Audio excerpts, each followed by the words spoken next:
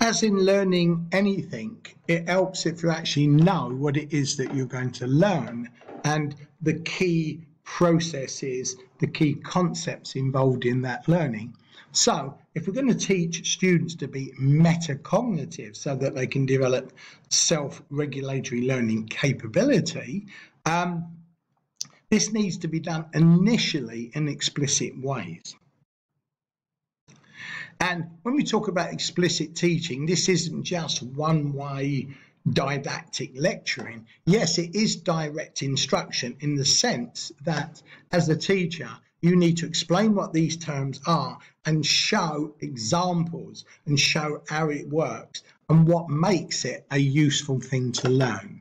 So, modelling, explaining the benefits of being metacognitive is fundamental, and providing repeated opportunities for using the strategy in guided and independent practice so that students have a clear mental model in their mind that they're capable of being reflective on their own thinking as well as their own feelings and behaviour. As we said, that metacognition is the management of self, not just thinking about thinking.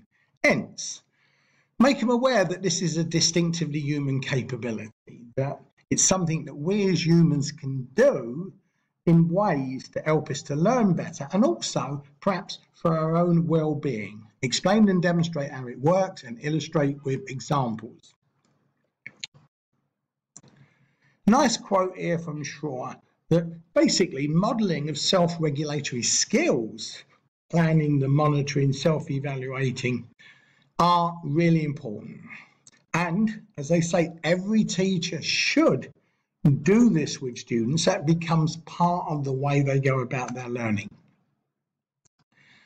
Another important strategy is that give them specific learning activities, and something we do a lot of now, and that is give students project work, because in project work they're going to have to do a lot of planning, a lot of monitoring and a lot of evaluating of their own learning. And also there's a lot of thinking and management issues in projects. You've got to be able to persevere, you've got to be able to deal with problems and challenges, and periodically with students get them to reflect and document how they're thinking, what challenges are they facing, what cognitive strategies are they using to tackle these problems.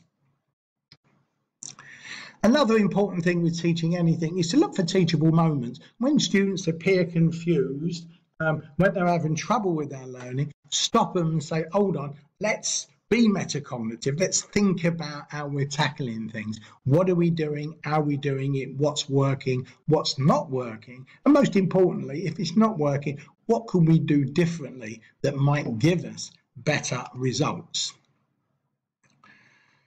Invariably, in episode 2, on what is good thinking, if students don't understand the different types of thinking, the critical thinking, creative thinking, and of course metacognition, if they don't really understand how this works, they're going to be confused. And one key way of doing this is to make thinking visible. The next 2 slides will identify and illustrate this. First of all, get students to make their thinking visible. If we don't know how they're processing information, we can't identify where they're getting confused, where the knowledge gaps are, where the misconceptions are, and give them some useful feedback to improve the quality of their thinking.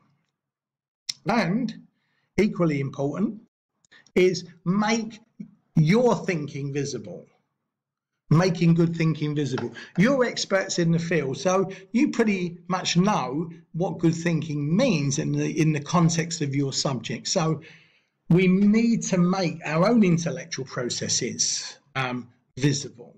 So it's really important that we articulate clearly from our own experience with our own stories, examples that students can relate to in their terms, rather than assume that the thought processes that they want students to learn.